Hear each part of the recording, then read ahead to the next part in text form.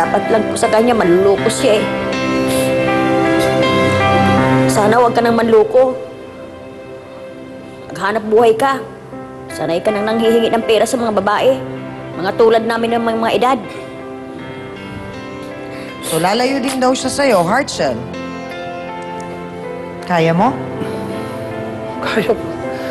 Nung pa nag-usap na kami, di ba sabi ko sa'yo, Jack, pag ayaw mo na, huwag kang mahiya, sabihin mo. Huwag mo ako ilalagay sa bingit ng alanganin, sa kahiyaan. Paano yung kredibilidad ko? Kahit bading lang ba ako eh. Lola.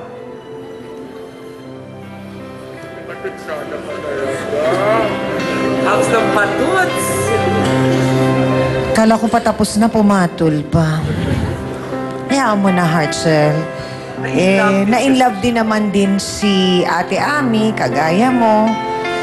So, Ate Ami, lalayo po sa inyong lahat. Si Jack. Wala pa akong magagawa ko niya ang desisyon niya. Kahit na mahal ko siya, mas maganda na hanapin niya ang sarili niya sa malayo. Mas mabuti, Jack, gagawin mo para makita mo ang sarili kung saan ka ba talaga. Jack, kung talagang sinasabi mo na hahanapin mo ang sarili mo, sana nga mahanap mo yung hinahanap mo. At hindi rin makukuha ang kasagutan dun sa hinahanap mo kung ang gagawin mo lang ay maghahanap ka lang din ng panibagong Aida, panibagong Heartshell, at panibagong Ami sa buhay mo. Siguro, dito sa nangyaring ito, tinuturuan ka ng pagkakataon kung paano matutong mag-isa. Halos nasa kalahati ka na ng buhay mo, Jack. Kailangan mong matutong magtrabaho, kailangan mong matutong tumayo sa sarili mong paa.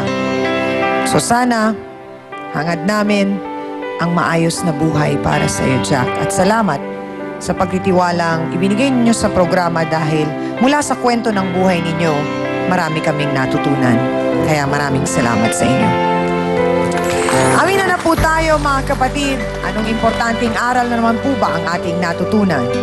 Ang bawat isa po sa atin ay may mga pinagdadaanang hindi maganda. Pero ang lahat ng iyon ay hindi po ibibigay sa atin kung alam po ng Diyos na hindi natin kaya.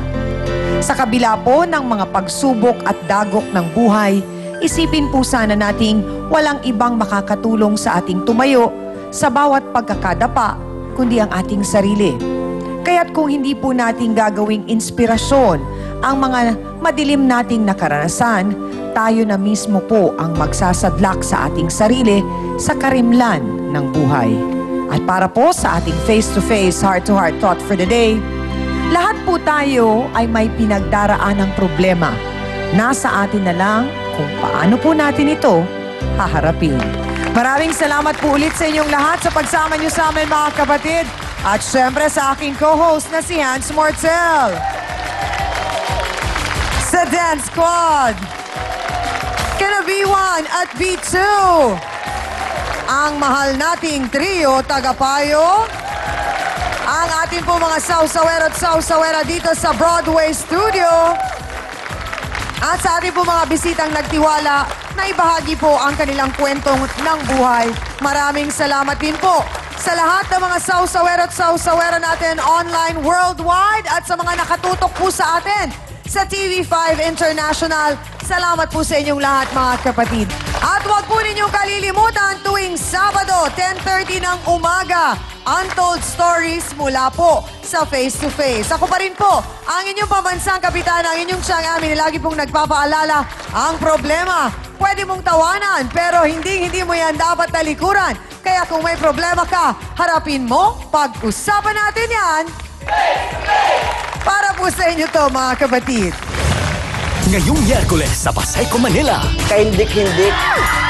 May naispatan sa Manggahan. Anong ginagawa nyo sa loob ng drum? Something po.